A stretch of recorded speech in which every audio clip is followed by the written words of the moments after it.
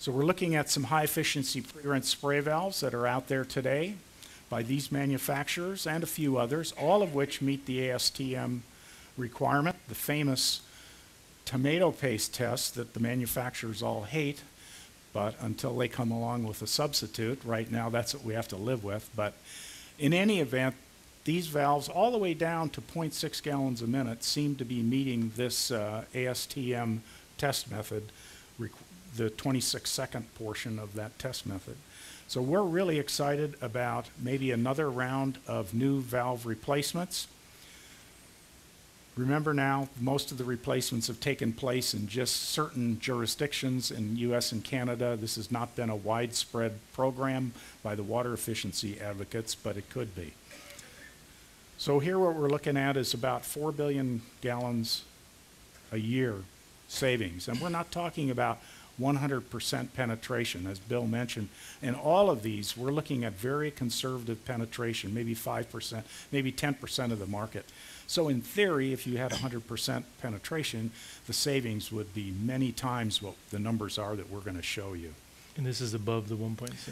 Yeah, this is the savings going from 1.6 to 1.3, not from 3 to 1.3, just so you understand how we calculated this. The next one is one of the favorites of Bill. Yes, the high-efficiency residential humidifier.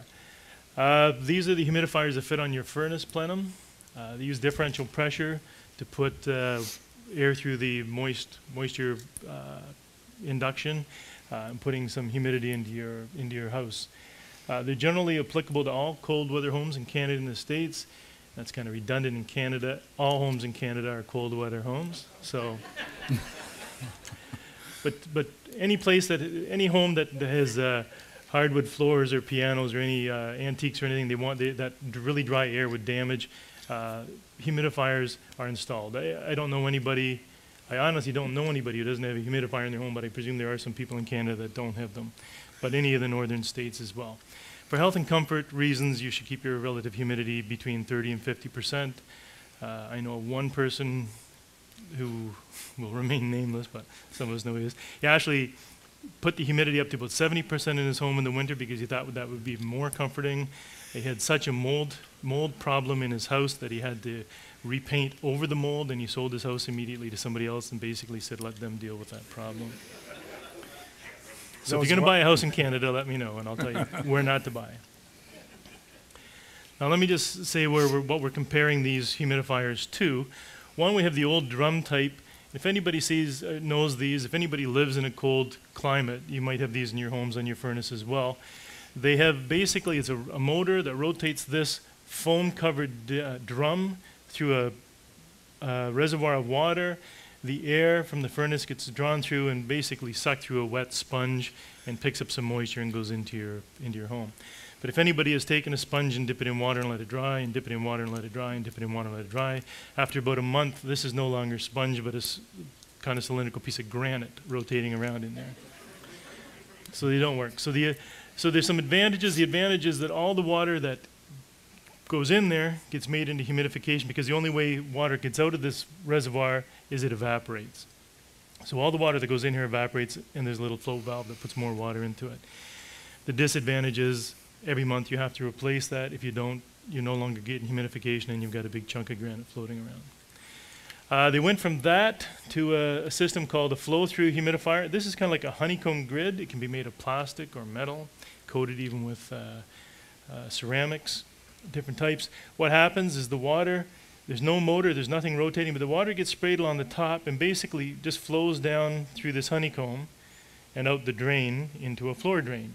And again, air passing through this honeycomb picks up the moisture, takes it into your house, and makes your house the right humidity.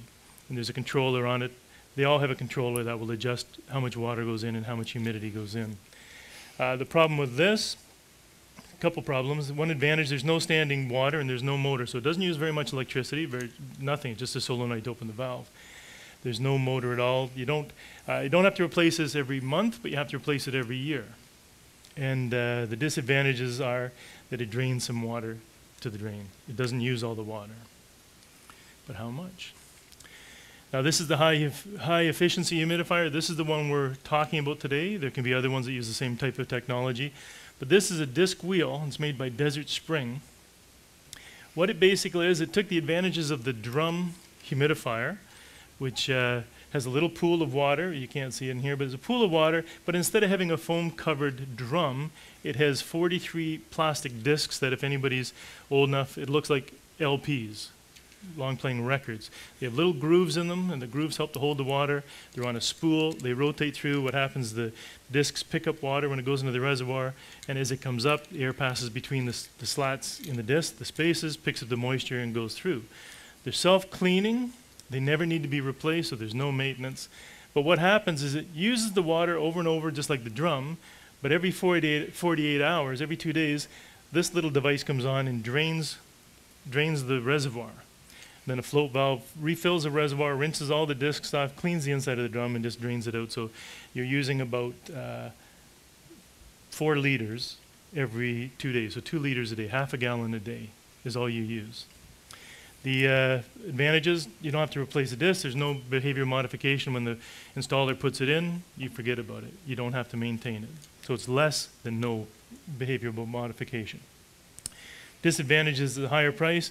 Predicted water savings based on just how many cold weather homes are is 9 billion gallons a year. Now, just to prove this, I'd read all their research. I went to their plant, saw that, but I said, I still want more proof. I tried to get some municipalities to install these in new homes. There was a lot of interest, but no municipality actually came forth and stepped forward. So I told them, I had one of the flow-through ones because that's what they typically install in homes. I said, okay, I'm going to replace everything, make it perfect, monitor it. So this is my own case. And I used 50 gallons a day in my flow-through and half a gallon a day with this. So I didn't get quite the savings they were claiming, but 50 gallons a day with no effort on my part. Once they replace it, I can forget about it for the rest of my life.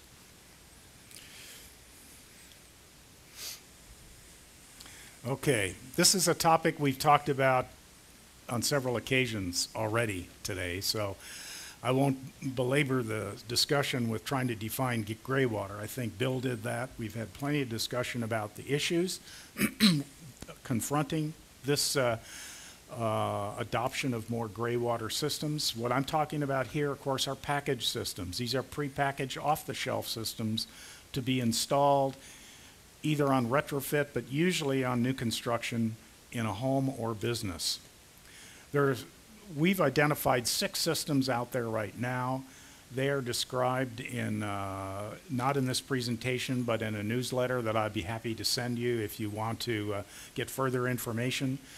But these 6 systems are in various stages of the marketplace and, let's say, proving themselves in the marketplace right now, from the simple to the sophisticated. But as we discussed earlier, we have some issues with the health codes, the regulations, and so forth. Not that health codes aren't required and that attention to public health and safety isn't required. It's a matter of the patchwork that exists throughout the United States. I want to read something here real quick on this topic. An interesting article called "Gray Water Needs National Clarity." Domestic gray water treatment systems are suffocating under splintered permit systems, indefinite quality controls, and poor customer understanding. Does the sector need a peak body, presumably a national body, to address its problems? And then it goes on to conclude later on, one of the biggest problems facing the industry is the hodgepodge of mismatched permit regulations. And it finishes the sentence by saying, across Australia. We have the same problems in the States that I think they have in Australia with the patchwork, as I mentioned, of regulations. Regulation is required. Is there some way and some body that can bring these together into more uniformity? And I think that was a little bit of what Ed's question was about when he asked Bill Hoffman, something along that line. I think it's also something that the IAPMO is attempting to deal with in whole or in part through the Green Technical Committee.